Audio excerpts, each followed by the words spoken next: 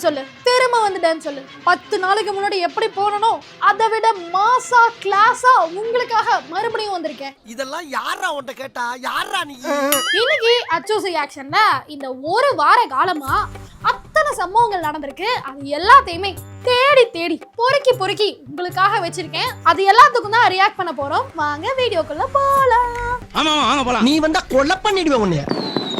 இந்த திவாலிய famous star டூரிசமோட துபாயில கோலாகலமா கொண்டாடுங்க. திவாலி ஆஃபர் வெறும் 24,999 மட்டுமே. இப்பவே ஃபேமஸ் ஸ்டார் டூரிசம் கான்டாக்ட் பண்ணி உங்க சீட்ஸை புக் பண்ணுங்க. தமிழ்நாடு பாஜக மாநில தலைவர் திரு நயினார் நாகேந்திரன் முன்னெடுக்கும் தமிழகம் தலை நிமிர தமிழனின் பயணம் வரும் 16ஆம் தேதி மாலை 5 மணிக்கு மின்ட் மணிக்கூண்டில் நடக்கும் மாநில பொதுக்கூட்டத்திற்கு அனைவரும் அலைக்கடலென திரண்டு வாரீர். அட்வொகேட் வி ரமேஷ், மாவட்ட பொதுச் செயலாளர், மத்திய சென்னை மேற்கு மாவட்ட பாஜக. இந்த தீபாவளிய ஆலடிப்பட்டியான் ஸ்வீட்ஸோட தித்திக்கும் தீபாவளியா தாம் டூம்னு கொண்டாடுங்க. பொதுவாவே நம்ம வீட்ல இருக்க பெரியவங்க எல்லாரும் நல்ல காரியம் ஏதாவது பண்ணணும், நல்ல விஷயம் ஆரம்பிக்கிறதுக்கு முன்னாடி ஸ்வீட் சாப்பிட்டு ஆரம்பிங்கன்னு சொல்லுவாங்க. நம்ம வேற அச்சூசி ஆக்ஷனுக்கு குட்டி கேப் விட்டோமா, கேப்புக்கு அப்புறம் ஆரம்பிக்கிறோம். முதல் கண்டென்ட் நல்ல கண்டென்ட்டா வரணும்ல, அதனால நம்ம சின்னவர் செய்தியில இருந்தே ஆரம்பிச்சிடலாங்க. சின்னவர் ஒரு இடத்துக்கு போயிருக்காரு, அங்க ஒரு விஷயம் பேசியிருக்காரு, அதை பார்த்துருவோம். அதுக்கப்புறம் இன்னொரு தரமான சம்பவம் வேற நடந்திருக்கு, அதையும் அடுத்தடுத்து பார்ப்போம். சென்னை அடையாறுல ஆணைமுத்து அவர்களுக்கு 100ஆண்டு விழா நடந்திருக்குங்க. அதுல நம்ம சின்னவர் கலந்துக்கிட்டு பல விஷயங்கள் பேசியிருக்காரு. அதுல அவர் குறிப்பா சொன்ன ஒரு விஷயம் என்ன அப்படின்னா, அதுவும் அவருடைய ட்விட்டர் பக்கத்திலே 0.16 இருந்து அந்த கண்டென்ட் ஆரம்பிக்குது, 16வது செகண்ட்ல இருந்து. இந்த நிகழ்ச்சியில் நானும் ஒரு பெரியாருடைய தொண்டன், பெரியாருடைய மாணவனாக நான் கலந்து கொள்ள பெருமைப்படுகின்றேன். பெரியாருடைய தொண்டன், பெரியாருடைய மாணவனாக அண்ணன் வந்து கலந்துக்க ஆசைப்பட்டிருக்காரு. இந்த கருத்தை தான் இந்த வீடியோல நான் காட்ட விரும்பினேன். நான் சொன்ன பாத்தீங்களா, சுட சுட அந்த வீடியோவை பார்த்துருங்க. பார்த்துட்டு நம்ம என்ன பண்ணலான்றதை பேசுவோம்.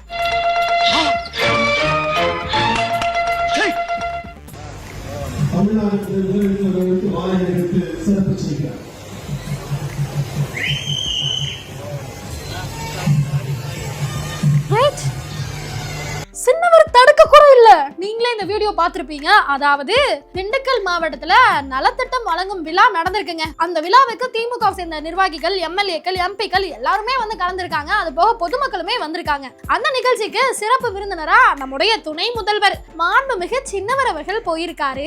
அங்க இப்ப பொதுவாவே ஒரு கட்சியில இருக்கக்கூடிய தலைவரோ, துணை முதலமைச்சரோ, இல்ல செயலாளரோ யாரு போனாலும் கட்சியில இருக்கக்கூடிய எம்எல்ஏக்கள், எம்பிக்கள் எல்லாருமே மரியாதை செலுத்துவாங்க. மரியாதை நிமித்தமா அப்படி எம்எல்ஏ காந்தி அவர்கள் உதயநிதி ஸ்டாலினோட கால்ல விழுறாரு. நான் கூட நினைச்சேன் ஃபர்ஸ்ட் பாக்கும்போது விழும்போதே சின்னவர் தடுத்திருப்பாரு. எதுக்குங்க காலெல்லாம் விழுறீங்க, நம்ம சுயமரியாதை இயக்கங்க அப்படின்னு தடுத்து நிறுத்திருப்பாருன்னு நினைச்சேன். நீங்களும் அப்படி நினைச்சீங்க இல்லையா? ஆமா சார். அப்ப நானும் அந்த மாதிரி நினைச்சதுல தப்பு இல்லையே. இருங்க, எனக்கு எதுக்கும் டவுட்டாவே இருக்கு, மறுபடியும் பாத்துறேன்.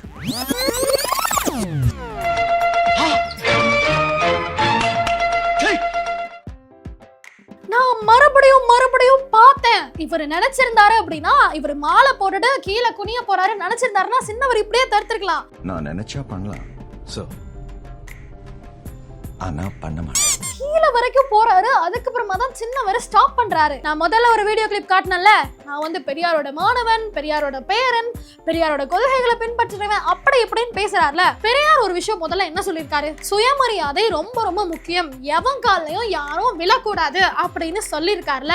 அப்படிப்பட்ட ஒருத்தரை வந்து கொள்கை தலைவரா எடுத்துக்கிட்ட திமுக உடைய மூத்த எம்எல்ஏ ஒருத்தர், அதுவும் அவருக்கு 60 வயசுக்கு மேல இருக்குங்க. அப்படிப்பட்டவர் சின்னவரோட கால்ல விழுறாரு ஃப்ரெண்ட்ஸ். இத வந்து மேடையில இருந்த அத்தனை திமுக நிர்வாகிகளும் பார்த்துட்டு தான் இருக்காங்க. இத ஒரு செய்தியா எடுத்து எடுத்து எடுத்து எடுத்து வேற போட்டுக்கிட்டே இருக்காங்க.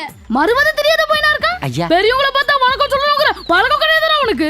செத்து போயிடுவா. நான் என்ன கேக்குறேன், ஏங்க சுயமரியாதை இயக்கம், பெரியார் தான் எங்க தலைவர் அப்படின்லாம் பேசுறீங்கல்ல, அப்புறம் எப்படி ஒரு சீட்டுக்காகவோ இல்ல ஓட்டுக்காகவோ இல்ல நோட்டுக்காகவோ சின்னவரோட கால்ல போய் விழுறாங்க அப்படின்றது ஒரு பெரிய கேள்விக்குறியா தான் இருக்கு. இது குறித்து நான் கருத்தை சொல்றதுக்கு ஒண்ணுமே இல்ல. பொதுமக்களாகிய நீங்க இந்த வீடியோவை பார்த்துட்டு உங்களுக்கு என்ன தோணுது அப்படின்றத தயவு செஞ்சு கமெண்ட் செக்ஷன்ல சொல்லுங்க. அதை படிச்சு நான் தெரிஞ்சுக்கிறேன். அடுத்தது என்னன்னா, இப்ப பொதுவாவே அரசியல் இதெல்லாம் சாதாரணமாப்பா அப்படின்ற மாதிரி இந்த கட்சியில இருந்து அந்த கட்சிக்கு போறது, அந்த கட்சியில இருந்து இந்த கட்சிக்கு வருது, இந்த கட்சியில இருந்து ஏதாவது ஒரு கட்சிக்கு போறது அப்படின்ற கட்சி தாவல்ன்றது தொடர்ந்து நடந்துகிட்டே தான் இருக்கும். அந்த வகையில இப்போ செந்தில் பாலாஜி அவர்கள் திமுகல இருந்தாரு, கமல் அவர்கள் மக்கள் நீதி மையத்தில் இருக்கும் பொழுது ஒரு விஷயம் செந்தில் பாலாஜியை பத்தி விமர்சனம் பண்ண வச்சிருந்தாரு. அந்த வீடியோ முதல்ல பாத்துருவோம், அதுக்கப்புறம் அப்போ என்ன பேசினாங்க, இப்போ என்ன பேசியிருக்காங்க அப்படின்றதையும் பார்ப்போம். நீ போ 11 மணிக்கு வண்டி கட்டிக்கிட்டு யாராவது தடுத்தா, அதிகாரி தடுத்தால் அந்த அதிகாரி இல்லாமல் செய்கிறேன் என்கிறாரே, அவரை வேலையை விட்டு நீக்கிறத பத்தி சொல்றாரா இல்ல இவரை செய்ய முயற்சி செஞ்ச மாதிரி கொலை பண்றத பத்தி சொல்றாரா? எப்படி பார்த்தாலும் நீ கிரிமினல், எப்படி பார்த்தாலும் நீ குற்றவாளி. உன் பேச்சிலிருந்து உன்னுடைய குற்றங்கள் வெளிப்படுகின்றன. கமலஹாசன் மாதிரி ஒரு அறவேக்காடு என்ன சொல்றோனே தெரிஞ்சுக்கிட்டு பேசணும். முக்கியமா இது பாராட்டு விழா நடத்துற நேரம் இல்ல, பாலாஜி அவர்களுக்கு நன்றி சொல்ல வேணும். ஏன் வந்தாருன்னு கேட்கறத விட வந்தாரேங்கிறது சந்தோஷப்பட்டுக்கிறது தான் முக்கியம். அவர் தேடி வராம யார் வருவாங்க? ஃபர்ஸ்ட் அந்த மாதிரி கேள்வி எல்லாம் கேட்காதீங்க. நேரத்துல வந்து இன்னமும் முயற்சி எதுவும் ஏற்படாம காப்பாத்தின பாலாஜி அவர்களுக்கு நன்றி சொல்லணும். ஆக்சுவலி என்னன்னா, இவர் செந்தில் பாலாஜி அவர்கள் எலெக்ஷனுக்கு முன்னாடி பிரச்சாரம் பண்ணும்போது பேசும்போது என்ன சொல்லியிருப்பாருன்னா, இந்த தேர்தல் முடியட்டும், 11 மணிக்கு மேல நீங்க மண்ணல்ல போங்க, எந்த அதிகாரி வந்து தடுத்துறான்னு பார்ப்போம், அவர் இருக்க மாட்டாரு அப்படின்ற ஒரு ஸ்டேட்மெண்ட்டை சொல்லியிருப்பாரு. சரியா? அதை அப்போ ஆண்டவர் பயங்கரமா விமர்சிச்சு, அவர் ஒரு கிரிமினல் தானே, கொலை குற்றவாளி தானே அப்படின்ற மாதிரிலாம் பயங்கரமா பேசியிருந்தாரு. லைக் இந்த வீடியோ அப்ப பேசும்போது நான் ஃபயர்லாம் விட்டேன். ஆண்டவர் என்ன மாசா பேசுறாரு, கண்டிப்பா ஒரு மாற்று அரசியல கொடுப்பாருப்பா அப்படின்ற மாதிரி நானே ஃபயர் விட்டேங்க. அதுக்கு செந்தில் பாலாஜி அவர்கள் ஒரு விமர்சனமும் வச்சிருந்தாரு. இது அப்போ நடந்தது. இப்போ என்ன நடந்திருக்கு பாத்தீங்கல்ல?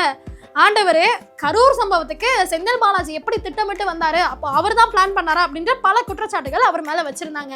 அதுக்கு ஆண்டவர், ஏங்க நீங்க அவருக்கு நன்றி சொல்லணுங்க, அவர் அந்த ராத்திரிக்கு வந்திருக்காரு, வந்து எத்தனை உயிரை காப்பாத்திருக்காரு, அதுக்கு நன்றி சொல்லுவீங்களா? அதை விட்டுட்டு அவரை போய் குறை சொல்லிட்டு இருக்கீங்க, நியாயமா இதெல்லாம் அப்படின்ற மாதிரி பிளேட்டை மாத்திருக்காரு. பிளேட்டை மாத்துறவங்கள நான் பார்த்திருக்கேன், ஆனா இப்படி ஒட்டுமொத்த ரீலையுமே மாத்தி போட்டவரை இப்பதாங்க பாக்குறேன். அது வேற வாயி, இது நாரவாயி. இன்னைக்கான பொது அறிவு கேள்வி, உலக மகளிர் தினம் என்று கொண்டாடப்படுகிறது? இந்த கேள்விக்கான சரியான விடைய திரையில் தெரியும் நம்பருக்கு வாட்ஸ்அப் மூலமா அனுப்புங்க. மறக்காம நீங்க எங்க இருந்து நம்ம சேனலை பாக்குறீங்க அப்படிங்கறதையும் மென்ஷன் பண்ண மறந்துடாதீங்க. இந்த கேள்விக்கு சரியான பதிலை சொல்லி பரிசுகளை வெல்லக்கூடிய வெற்றியாளர் யார் அப்படிங்கிறத பேசு தமிழா பேசு சேனலோட இன்ஸ்டாகிராம் பக்கத்துல நாளைக்கு வெளியிடுவோம். Stay tuned.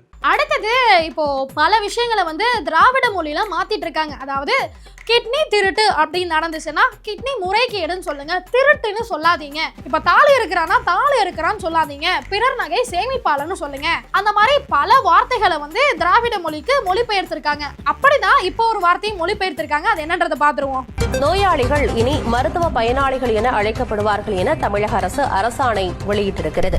மருத்துவர்களையும் மருத்துவமனைகளையும் நாடி வரவங்களை மருத்துவ பயனாளிகள் நாம் பார்க்கணும். நம்ம தலைவரே சொல்லியிருக்காரு, என்னன்னா ஹாஸ்பிட்டலுக்கு ட்ரீட்மெண்ட்டுக்காக வரக்கூடிய நோயாளிகளை நோயாளிகள்னு சொல்லாதீங்க, மருத்துவ பயனாளிகள்னு சொல்லுங்க அப்படின்னு சொல்லியிருக்காங்க. லைக் இது ஒரு புது தகவலுங்க. இது நல்லா இருக்கு. ஏன்னா திராவிட மொழியில எதுக்கோ எந்தெந்த வார்த்தைகளோ மொழிபெயர்த்துட்டு இருந்தாங்க. இப்போ ஹாஸ்பிட்டலுக்கு வரக்கூடிய நோயாளிகளை கூட பயனாளின்னு சொல்ல ஆரம்பிச்சிட்டாங்க. இன்னும் வேற என்னென்ன சொல்ல போறாங்கன்னு தெரியல, பொறுத்திருந்து தான் பார்க்கணும். எனக்கு தெரிஞ்சு இப்போ டிக்ஷனரி திருக்குறள்லாம் இருக்கு பாத்தீங்களா, அந்த மாதிரி திராவிட மொழி நூல்னு ஒரு நூலே விடலாங்க. பல வார்த்தை வந்துகிட்டே இருக்கு. அடுத்த விஷயம் என்ன அப்படின்னா, இப்போதான் பிக் பாஸ் சீசன் 9 வந்து ஆரம்பிச்சிருக்கு. பரபரப்பா ஒன்றும் போல, ஏதோ சுமாரா போயிட்டு இருக்குங்க. அதுல கண்டஸ்டன்ட் எல்லாம் இன்ட்ரோ பண்ணியிருப்பாங்களா, அந்த மாதிரி டிஎம்கேல இருக்கக்கூடிய சில பேரை வந்து இன்ட்ரோ பண்ணியிருக்காங்க. அந்த போஸ்டரை பார்த்தோன்னே எனக்கு வந்து செம காமெடியா இருந்துச்சு. நான் பெற்ற இன்பத்தை நீங்களும் பெறணும்ல, அதுக்காக தான் உங்ககிட்டயும் காட்டுறேன். முதல்ல அன்பில் மகேஷ் அவர்கள் இருக்காரு, அவருக்கு வந்து இந்த திவாகர்னு சொல்ற ஒருத்தர் இருப்பார்ல, நடிப்பு அரக்கன், அந்த பட்டத்தை கொடுத்திருக்காங்க. நடிப்பு அரக்கன் அன்பில் மகேஷ் அப்படின்னு சொல்லிட்டு. அடுத்தது கனிமொழி அக்காவுக்கு வந்து பொய்யக்கா அப்படின்ற மாதிரி ஒரு பட்டத்தை கொடுத்திருக்காங்க. இதை நான் ஒப்புக்கொள்ளவே மாட்டேங்க. அக்கா எவ்வளவு உண்மையை பேசுவாங்க தெரியுமா, இந்த மக்களுக்காகவும் இந்த தமிழ்நாட்டுக்காகவும் எவ்வளவு கஷ்டப்பட்டு எவ்வளவு ஓய்ச்சிருக்காங்க, அவங்கள போய் பொய்யாக்கான்னு சொல்றீங்களே, நியாயமா இது? அடுத்து நம்ம மேயர் பிரியா அவர்கள் இந்த தமிழகத்துக்காக எவ்வளவோ கஷ்டப்பட்டு உழைச்சிட்டு இருக்காங்க. அவங்களுக்கு போய் பான்ஸ் பவுடர்னு ஒரு பட்டத்தை கொடுத்துருக்காங்க. இந்த பிளீச்சிங் பவுடர் மேட்டர் நடந்துச்சுல்ல, இது என்ன பிளீச்சிங் பவுடரா அப்படின்னு கேட்கும்போது, பின்ன இதெல்லாம் பான்ஸ் பவுடரா அப்படின்னு அவ்வளோ ஸ்வீட்டா பேசுனாங்க. அந்த டாகே நம்ம பிரியாக்கா குத்து வச்சிருக்காங்கன்னா பாத்துக்கோங்களா. அதுதான் மேடம், இது நான் கவனத்துக்கு கொண்டு வந்திருக்கேன். அடுத்து நம்மளுடைய அண்ணன் திரு செந்தில் பாலாஜி அவர்களுக்கு 10 ரூபாய் பாலாஜி அப்படின்னு ஒரு பட்டத்தை கொடுத்துருக்காங்க. ஏங்க எவ்வளவு அவர் இந்த தமிழ்நாட்டில் இருக்கக்கூடிய மக்களுக்காக செஞ்சிருக்காரு. அவர் என்ன 10 ரூபாய் வாங்கி அவர் வீட்டுக்கு எடுத்துன்னு போனாரு, தமிழ்நாட்டுக்கு கொடுத்துருக்காருங்க. தமிழ்நாடு இன்னைக்கு இந்த அளவுக்கு வளர்ந்து நிக்குது அப்படின்னா அது என்ன காரணம்? அண்ணா வாங்கின 10 ரூபா தான் காரணம். இதெல்லாம் உங்களுக்கு தெரியாது. ஆனா 10 ரூபா பாலாஜி 10 ரூபா பாலாஜின்னு டேக் லைனை மட்டும் கொடுக்குறீங்க. எனக்கு வருத்தம்ப்பா, ரொம்ப வருத்தம். அடுத்த சம்பவம் என்ன அப்படின்னா, ஆல்ரெடி திமுகவுக்கும் காங்கிரஸ்க்கும் ஒரு அரச புரசலா சண்டை போயிட்டு இருக்கு. ஏற்கனவே செந்தில் பாலாஜி அவர்கள் வந்து காங்கிரஸ்ல இருந்த ஒரு உறுப்பினரை அவங்க கட்சியில சேர்த்துட்டு, இங்க பாத்தீங்கல்ல எல்லாருமே தலைவரோட தலைமையை தான் விரும்புறாங்க அப்படின்ற மாதிரி ஒரு ட்விட்டர் போட்டு டிலீட் பண்ணி விட்டாரு. அதுக்கே ஜோதிமணி அக்கா கடுப்பாயி ஆத்திட்டு இருந்தாங்க. இப்போ ஐ பெரியசாமி அவர்கள் ஜோதிமணி அக்காவை ஸ்டேஜ்லயே வச்சுட்டு ஒரு விஷயம் பேசியிருக்காரு. அந்த வீடியோ முதல்ல பாத்துருங்க, அதுக்கப்புறம் பேசுவோம். ஜோதிமணி கூட இருக்காங்க. ஏன்னா காங்கிரஸ்ல பெரிய தலைவர்கள் வரனா பணக்காரர்கள் தான் வருவாங்க. மர்க்கா சொல்லு. ஏன்னா காங்கிரஸ்ல பெரிய தலைவர்கள் வரனா பணக்காரர்கள் தான் வருவாங்க. ஆனால் நம்முடைய இயக்கத்தை பொறுத்தவரை சாமானியர்களை, சாதாரணமானவர்களை உயர்த்தி பிடித்து அவர்களுக்கு மதிப்பு அளிக்கக்கூடிய இயக்கம் நம்முடைய இயக்கம். அண்ணனுக்கு தில்ல பாத்தீங்களா அப்படின்னு தான் இவர் பேசும்போது சொல்லணும்னு தோணுது. ஏன்னா ஆல்ரெடி இந்த ஒரு பிரச்சனை போச்சு. ஏற்கனவே இவங்க கூட்டணியில ஒரு சின்னதா விரிசல் இருக்கு. காங்கிரஸ் வந்து இங்கிருந்து உடைச்சுக்கிட்டு போய் தாவேகா கூட சேர்ந்துரும்பா அப்படின்ற மாதிரி ஒரு பொருள் எல்லாம் பரவிட்டு இருக்கு. அப்படி இருக்கும்போது திமுக இருக்கக்கூடியவங்க எல்லாம் அவங்க உண்டு அவங்க வேலை உண்டுன்னு இருக்கணுமா இல்லையா? ஆனா இவங்க கண்ணா பின்னாடி காங்கிரஸ் கிட்ட வம்பளத்துட்டே இருக்காங்களே அப்படின்னு எல்லாருமே சொல்ற அளவுக்கு தான் பல விஷயங்கள் நடந்துட்டு இருக்கு. அதுக்கேத்த மாதிரியே அண்ணனும் இந்த மாதிரி பேசியிருக்காரு. எங்க தலைக்கு எவ்வளவு தில்லு பத்தியா? இதுக்கு ஜோதிமணி அக்கா என்ன ரியாக்ட் பண்ண போறாங்க அப்படின்னு நினைச்சாதான் லைட்டா பயமா இருக்கு. பொறுத்திருந்து பாப்போம் அக்காவோட ஆட்டத்தை. இறுதியாக ஒரு வீடியோ பார்த்தேன். அந்த வீடியோவோட இந்த வீடியோ முடிச்சுக்கலாம்னு நினைக்கிறேன். என்ன அப்படின்னா, நம்முடைய முதல்வர் நமக்காக விடியல் பயணம் எல்லாம் விட்டுருக்காருல, அதுல கலர் கலரா லைட் எரிஞ்சு இந்த ஊர்ல இருந்து இந்த ஊருக்கு போகுது, இங்க இருந்து பஸ் எடுக்கிறாங்க அப்படின்ற மாதிரி ஓடிட்டு இருக்கும்ல, அப்படி திருச்சியில ஒரு பஸ்ல சீனா மொழியில ஓடிட்டு இருக்குங்க. முதல்ல இந்த வீடியோ பாத்துருங்க.